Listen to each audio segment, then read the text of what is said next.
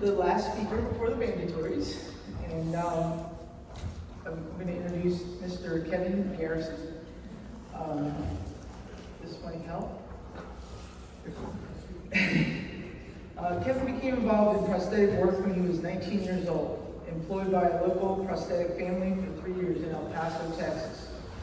He then furthered his education, attending UCLA, subsequently transferring to Northwestern University, where he completed his prosthetic studies. After successfully completing his formal education, Mr. Garrison practiced prosthetics for 10 years before founding Garrison Prosthetic Services, Inc. in 1986, located in North Miami Beach, Florida. Among his accomplishments, Mr. Garrison has a United States patent for a quick change mechanism for limb prostheses. An article published in the Journal of the American Orthotic and Prosthetic Association titled Prosthetic Modifications for the Marginally Viable Below Knee Amputee. He wrote an inspirational autobiography called It's Just a Matter of Balance. You can't put a straight leg on a crooked man. The book is listed as recommended reading by the American Academy of Orthotists and Prosthetists and recommended in the Veterans and Active Duty Military Psychotherapy Treatment Planner. Through Medical Teams International Haiti Advantage Program, Mr. Garrison spent 1 week volunteering, providing limbs for Haitian amputees long after the earthquake disaster. Mr. Garrison has been living in South Florida since 1980, has 5 children, 2 daughters and 3 sons, and 12 grandchildren so far. Please welcome Kevin Garrison.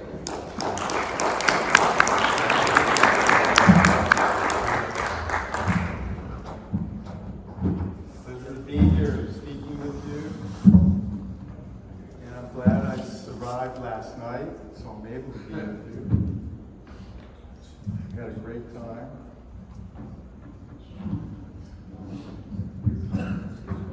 So this guide that I'm about to share with you relates to my career, which spans 50 years now. And being in private practice, I've had to learn how to use the inverted pyramid alignable system quickly, efficiently, and through the years, I've found a step-by-step approach to get me through it quickly. It's good, very good for the patients as far as being time-consuming in that process, as well as you know how important that process is. Yes. Oh.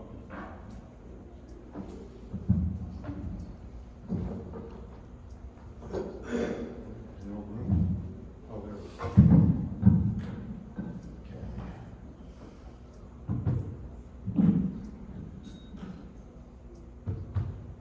So,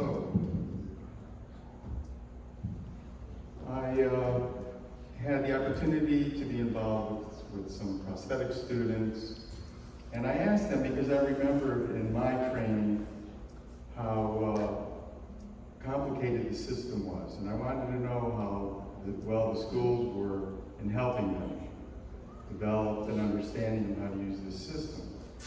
And when talking about it, I said, would you benefit from a guide, like a step-by-step guide? What's the school's approach? And they kind of went nuts and said, oh my goodness, we would really, really appreciate help with that. And I remember, I don't know about all of you more seasoned practitioners, but when I came out of school, it took me about 3 years to begin to get a handle on how to use the system efficiently and approach it in a systematic way. And so I wrote this guide. I also contacted Autobot and asked them, just a little background real fast. And I wrote the guide and I thought, well, maybe Autobot already did this because I'm going to show you a slide. They originally invented the inverted alignable pyramid system. And after waiting 15 minutes on the phone, I was told that no, all we have is a static alignment device, static alignment information for bench alignment. And I said, do you have anything for dynamic alignment, a guide, a step-by-step guide to use your system? And he said no, and he started laughing, and he said, oh, that would take like 50 pages of documentation. And I said, no, it really wouldn't, because I did it in 7 pages. have a few copies for you here, for you, for any students, any new practitioners you're involved with. And it's my method, it's just the way that I do it. And I just found it to be very efficient and very helpful. And you're welcome to those. To go a little deeper into my background, I was taught below-the-knee prosthetics in UCLA by John Bray, who I don't know if you've ever heard of him, but if you Google his name, he wrote the first textbooks in the United States on orthotics and prosthetics, how to make these devices step by step. And then I transferred from UCLA because I found out the only reason why UCLA accepted me was because I was the youngest applicant they ever had, and I was an experiment. But by taking that below-the-knee prosthetics course, I was able to get into Northwestern University, and they liked the fact that I already had the BK training, but they said, well, if you want to go through our program, you're going to have to take it again. And so I took below-the-knee prosthetics twice. Only this time, I learned a tremendous amount by Blair Hanger. Anybody heard of him? I believe he was the last of the Hanger family to be actively involved in promoting and teaching prosthetics on a professional level. So I was very lucky to be trained by them, and they both received this Distinguished Practitioner Award in 1990 by the Academy. So up here is a tool. It's also an antique. And by the way, I saw this on Google selling for $1,000. And one of my patients, who was an antique dealer, gave this to me as a thank you. But what's very interesting is, this was their tool. They would send this to you, or you would request it, and the beautifully crafted gathering of data, information, this would give them an opportunity to fabricate a prosthetic device, customize it for you, put it on the back of a horse-driven trailer or wagon, and deliver it to your home, and you would have a prosthetic device.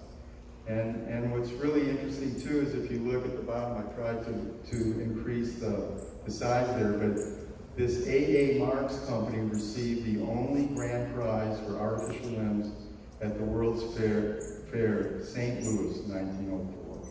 And there's some great books that A.A. Marks did as well. Oop.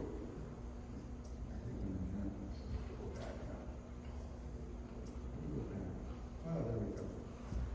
And this is our new way of doing prosthetics. We use modular componentry. It's alignable. We don't use wood anymore. And the inverted pyramid alignment system, originally called the modular system by Autobach, when it first became available in 1969, is complicated. The challenging transtibial dynamic alignment system consists of 12 separate adjustments. These are the adjustments offered, which most of you already know them. And when I ask someone, how many different adjustments are there? They always forget these first two. You can also lengthen and shorten the prosthesis, which is an adjustment. Very, very important adjustment. And you could accommodate that quickly. And then you also have the internal or external rotation, anterior or posterior positioning, medial or lateral foot positioning, inversion or eversion, dorsiflexion or plantarflexion. Now, as I said, this is my method, my technique. And in order for me to develop this, I had to reconceptualize and rethink. And you see this absolutely beautiful picture. This is from downtown Fort Lauderdale, believe it or not. And you see the sunset there. And I challenge you to rethink that. It's not a sunset. The sun does not move. The earth is rotating away from the sun. Okay?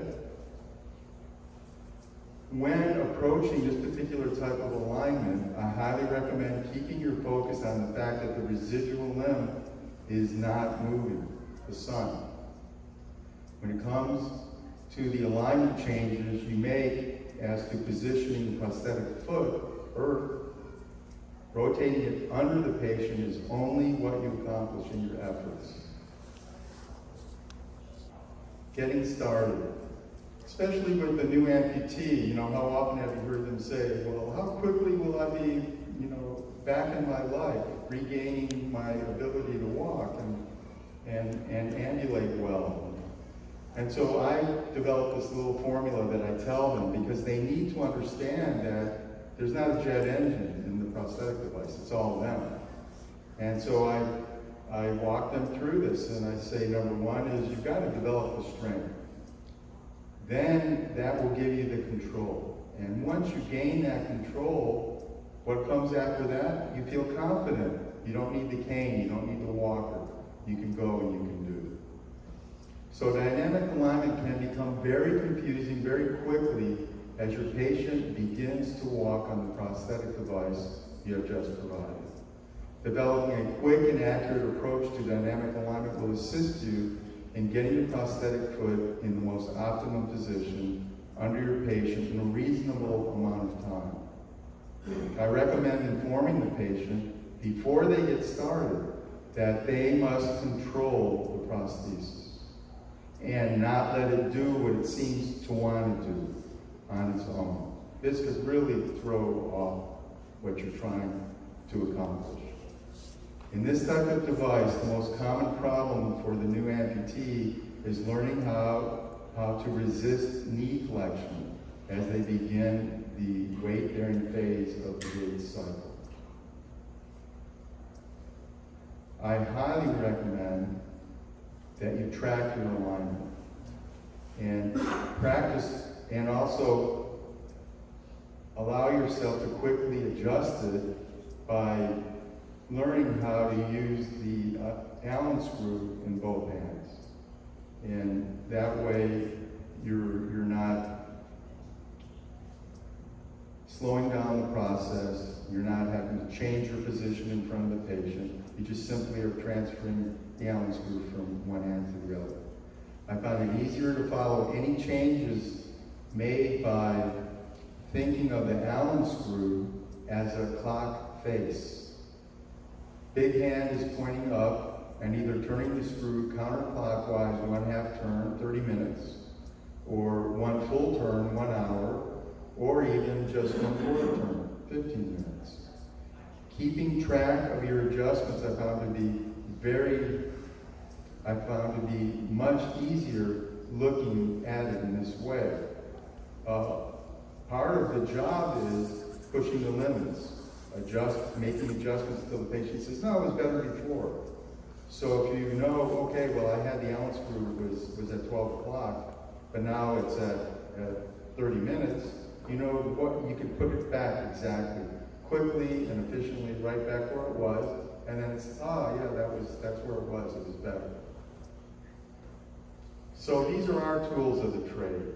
You know, although we do take measurements too, you know, we don't send out a poster to fill out. But these are beautiful tools, very inexpensive.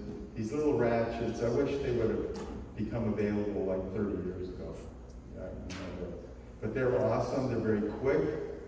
And what I like about the one on the top right is a opportunity to put 2 different sizes Allen, what do you call it, heads, click them on top. So you know many of the knees have the larger Allen screw, many of the, and then you've got the regular screws for the alignment.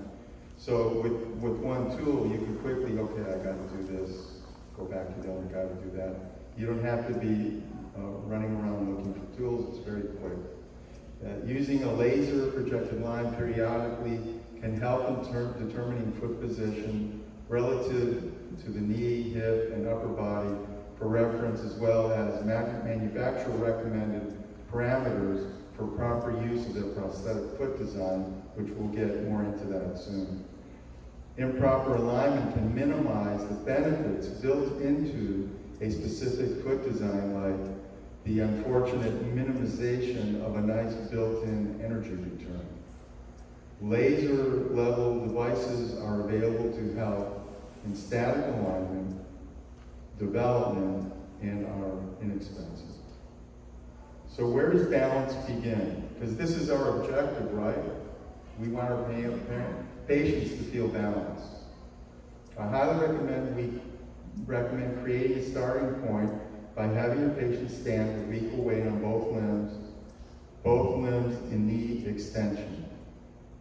Position their feet with regard to medial lateral foot positioning, trying to closely equate the foot positions, spacing them apart, simulating how they will be placed during ambulation.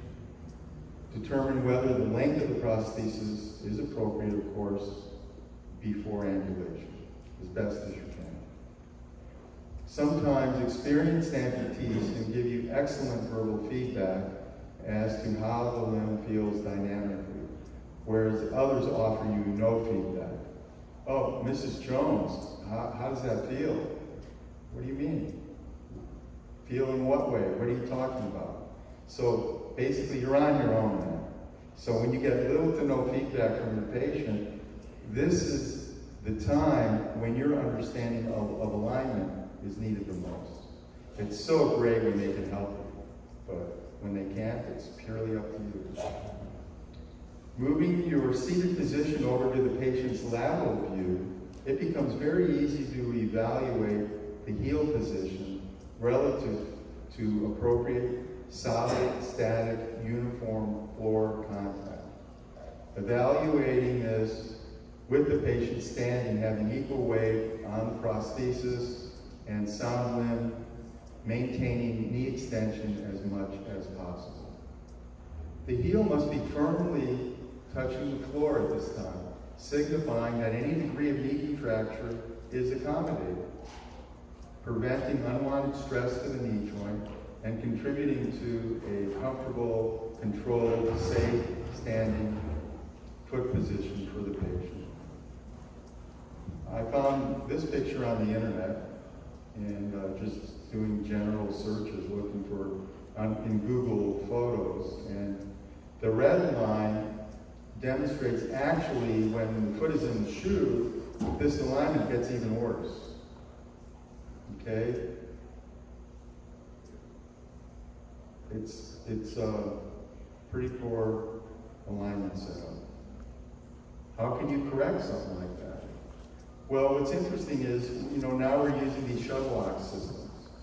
And if your patient has a flexion contracture, you can't accommodate that by moving your shuttle lock location, because the shuttle lock has to be directly under the residual limb.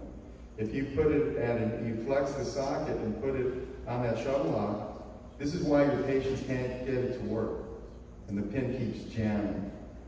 You got to forget about that. You center the lock under the residual limb, and then you use different parts to accommodate that. The one for flexion contracture, I'll show you, but to just move the foot anterior or posterior, this is wonderful.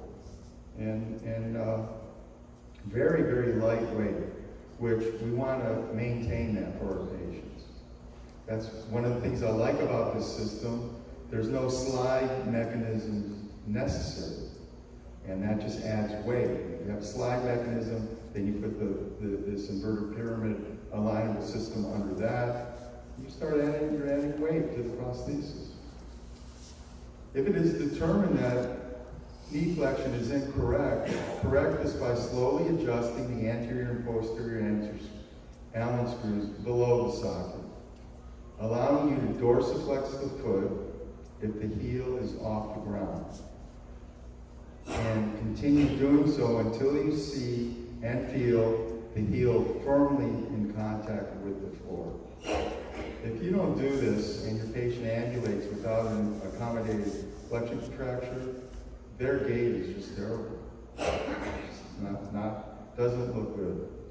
This adjustment is accomplished by loosening the posterior screw and tightening the Allen screw, allowing the pyramid to swing the pylon in the anterior direction, following the heel to shift lower, allowing the heel to shift lower and lower as you continue to tighten the Allen screws.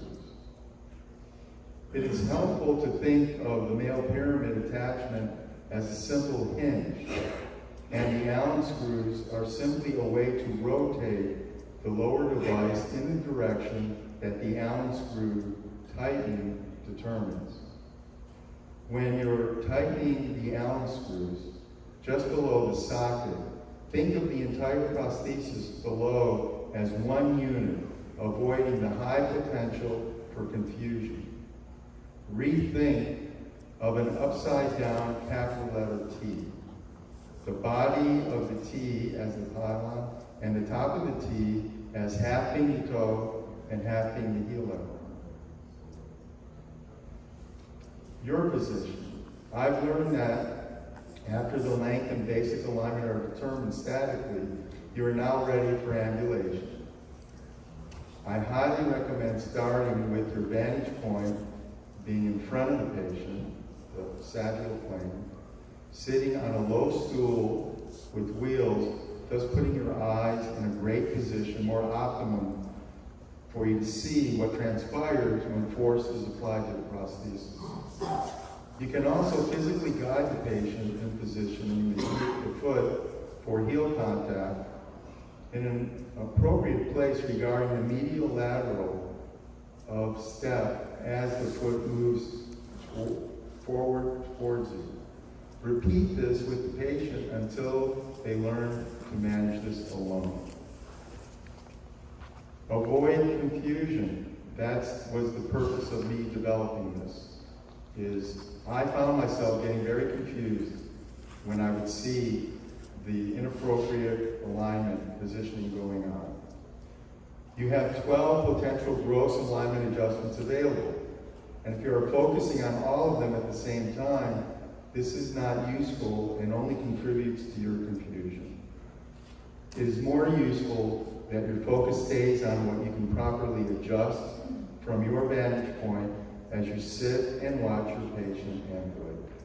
Now as the patient ambulates in front of you, moving towards you and away from you, your focus should also be on the occurring medial lateral motion of the knee during mid-stance, the varus moment, and the effects of improper toe out or toe in. And this I found to be very helpful, as well as I recommend that you correct the internal external rotation of the foot first, toe out and toe in, as this also contributes to additional unwanted or confusing dynamic knee motion throughout the mid-stance phase of gait. Ambulating towards you. Remember, a slight varus moment should occur as the patient goes into full weight bearing on the prosthetic device. If this movement is excessive, correct this by sliding the prosthetic foot laterally to lessen the disproportionate varus moment. This adjustment is provided by loosening the proximal medial Allen screw and then tightening the lateral proximal Allen screw. When you do this, you are able to understand that the prosthetic foot is now not only repositioned medial to lateral, but the foot is now in eversion. And that's not something that is something you're not trying to achieve. Correct the eversion by loosening the distal lateral Allen screw and tightening the distal medial, allowing inversion of the foot. Now you have maintained the intended lateral foot slide, neutralized eversion, and ended with the intended sliding of the foot in the lateral direction while keeping it flat on the floor. And this is the same prosthesis with an anterior view, and it just shows what can occur with inappropriate alignment. You can correct this. This is a beautiful tool as well. This plate can also, you can do two things at the same time. You can correct an overflex socket, minimizing an overflex socket. And if the foot is too far anterior or posterior, you can reposition the pylon under the patient with the 4-hole European pattern.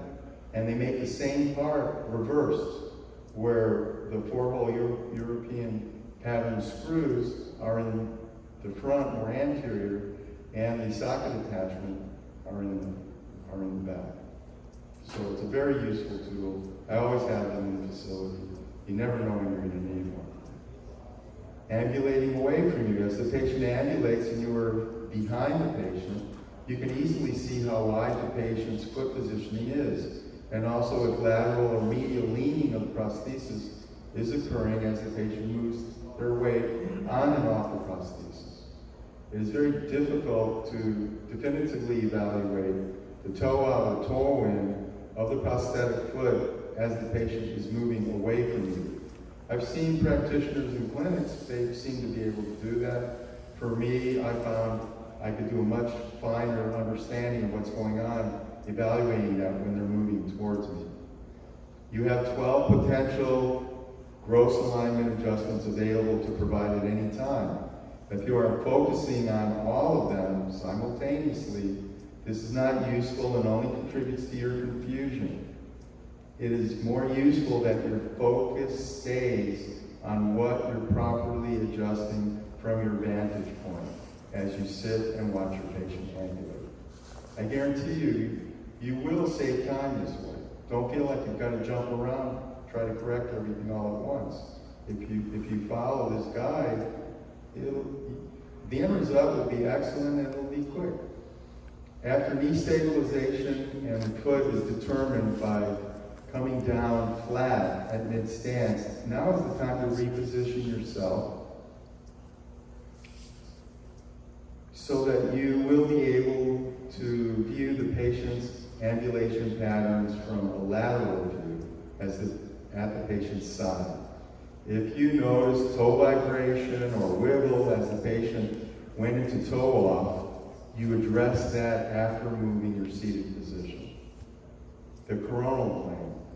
Position yourself far enough away from the parallel bars so you have an opportunity to view more of the steps, of the patient's steps from that viewpoint. Watching the anterior limb knee progression from the lateral. What is also helpful in determining optimum alignment in this position is watching what happens to the prosthetic foot as the patient terminates weight bearing on the toe, just finishing toe off. Excessive energy storing and release. This needs to be minimized by either moving the prosthetic foot slightly more posterior, shortening the toe lever arm, or slight dorsiflexion of the foot, and then re-evaluating what adjustment has worked to minimize this unwanted motion and toe off. What helps to simplify finding which adjustment to make is staying focused on viewing the toe rise as the patient completes the gait cycle. I always try to provide a cosmetic look as the patient ambulates by simply matching the toe rise with the sound foot. If the sound foot has a toe rise higher than the prosthetic foot noted at heel contact, then the adjustment for more dorsiflexion of the prosthetic foot. If this adjustment becomes challenging to correct, the problem must be because the prosthetic toe is too stiff, relating to the weight of the patient. Replacing it with a less stiff toe lever arm, or replacing the foot altogether and getting them just a different foot design. Oh, well, look, now we're not watching me read, okay? This to me, why I have this slide, because I don't have a bunch of these, because this is the most important one, in my opinion. And when you're at this point, what helping you determine how to smooth out the knee action is this, watching the toe rise.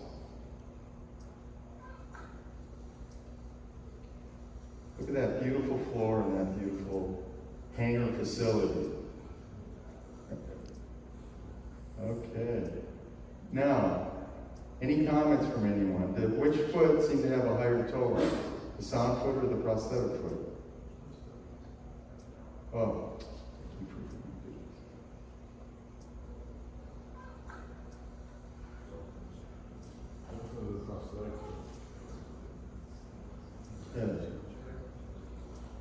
Yes. Okay. So, but also, if you're able to really watch this closely, you can also see what's going on. Look at his knee. He's almost going into hyperextension. Almost. So, what happens when I make this correction? And the next slide will speak of this. But when I slide the foot, angle the foot back, to bring the toe down by plantar flexing the foot, I've just lengthened the heel up arm. And in this case, I think that will be good. He needs it. And so I wouldn't do a compensating slide adjustment. I would just leave it and watch him walk again. See. And if I see that it's too much heel now, then I would have to compensate for the dorsiflexion by adjusting over the top of the foot. From the lateral viewpoint, the anterior progression of the prosthesis can be easily viewed with your focus being on the motion of the knee joint through the entire weight-bearing phase of the gait pattern or cycle, terminating at toe arc. As we analyze gait, cadence, or stride length, we look for a very smooth motion of the knee joint as the patient's body weight moves over it in a hopefully controlled anterior direction, which is not always the case. This is when you can discover knee weakness demonstrated by the patient's inability to prevent knee flexion as the knee goes into weight bearing. The amputee cannot utilize the prosthetic foot heel when this happens. I tell my patients, might as well not even have a heel on that prosthetic foot, because every time the heel hits and you let your knee bend, you're not using it, you're not compressing it, you're not getting the benefits of that beautiful spring, which the feet, in our new technology, these feet have beautifully offered nice heel compression to help move the patient with controlled balance as they go into weight bearing. Slide the foot for correction. If they maintain sufficient knee extension as they go into weight bearing, and you have the heel lever arm adjusted short, this deviation is exhibited by the patient having difficulty moving forward over the foot.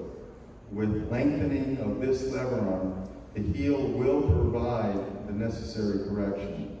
This adjustment is provided by tightening the anterior screw above the foot. The reason why I slow down is I've been in clinics and the physiatrist says, I want you to dorsiflex that foot. And the prosthetist goes up and they just gave them a shorter toe lever arm by doing that adjustment in the wrong place. Okay, you have also just dorsiflexed the foot, so to reverse that unwanted adjustment, tighten the posterior screw under the socket. Lengthening the toe lever arm is the reverse, tightening the posterior screw over the foot and correcting the unwanted adjustment of the plantar flexion by tightening the anterior screw under the socket. This finished result is a smooth anterior tracking of the knee joint. Finishing up on the lateral view, after careful attention to toe rise as being equal to the sound foot, the focus should continue to be on the anterior, posterior foot position, preventing confusion. When a smooth knee action occurs, I often refer to this motion as a rocking chair motion. The knee joint moves in a forward direction smoothly with no stops, jerks, or speed of motion changes at any phase of the weight-bearing gait pattern. For you seasoned practitioners, it's like a little refresher, right? You already know this stuff. I hope I'm helping. It is very important to recheck the patient's appropriateness concerning the residual limb position within the socket you have provided. Determine if the patient is now in an optimum, comfortable socket position. The length of the prosthesis may have subtle change as they have now had time to settle deeper into the prosthetic socket after ambulation, creating a prosthesis that is too short. This begins to create a slight lateral lean that is not correctable through alignment, only achieved by making the prosthetic device the proper height. Don't waste time with this. Look at the patient's entire body as they ambulate. This can reveal a hidden length problem, discoverable as the patient seems to stretch or try to reach to get their sound limb on the floor. Their head may also bob up and down as they ambulate, moving over the prosthesis with excessive length built in. So after all of this, all your experience, you're watching your patient walk, you feel you did a great job. How do you know? How do you know you did a great job? How do you know? What tells you, okay, I'm done? What do you see? Any comments? I would go by basically the speed of the patient. If they're at a nice, fast walking speed, I know I did a great job. Okay, that if they're walking quickly and easily, you know you did a great job. Anybody else? There's a much simpler way to determine that. Very simple way. Okay, here it comes. Literally, your patient will begin to smile. And the reason why they're smiling is your most grateful patient can see a future of successful ambulation as they comfortably control their new prosthesis, feeling balanced as they move. This is my oldest patient. She can ambulate without holding on. She's 101 now. And then time permitting, I wanted to show you an interesting research article that those of you that are really into this, maybe that's why you're here listening to me, this is a very interesting article comparing the shoe and the foot stiffness. I highly recommend it.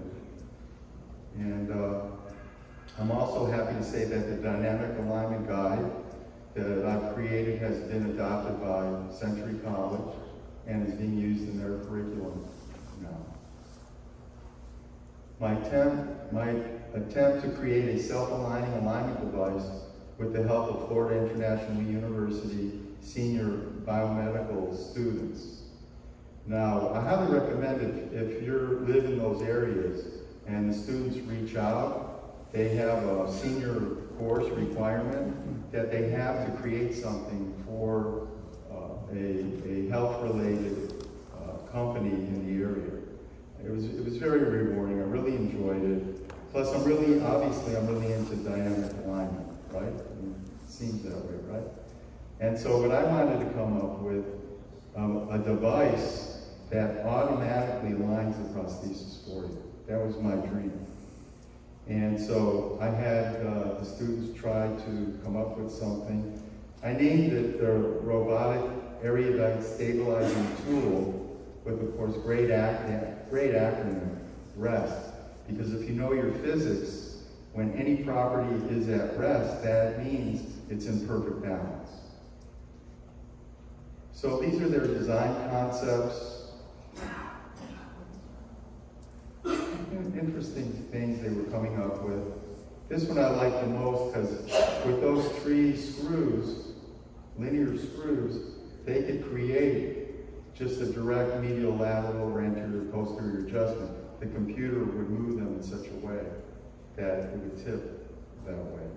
And so my hopes were to come up with a very compact version so it could be used in more transtibial amputations, and have algorithms which I would help develop. If you know anybody that's doing research on this anywhere in the world, I'd love to help them to develop the algorithms. So that my dream was that I would have sensors and gyros in the foot, under the foot, and as the patient would ambulate, well, into the device and sensors under the foot, as the patient would ambulate, every time they would lift their foot, the device would, by virtue of the algorithms, move. As soon as it sensed pressure, it would lock up. As soon as they lift it up again, it would move again. And every time their weight would go on, it was reading what's going on.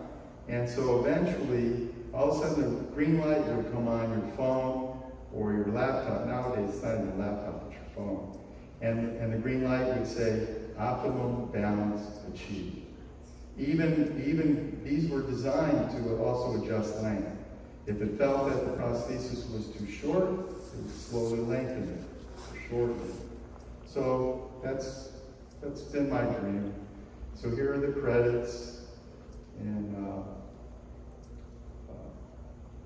I believe that's the end of what I brought for you today. So if I've helped any of you in the slightest, it's all been worth it. And those of you young ones and new practitioners that are so excellently diving into this profession, if I've helped you, well, that's the main reason why I did this. So I hope I've helped. And using this guide, you know, you're under pressure, your patients still on weight, and you got to move patients in and out of the office, but you have to take proper care of them and do the job correctly. And the purpose of this guide is to help avoid confusion, step-by-step approach, and wait to see that smile. Thank you.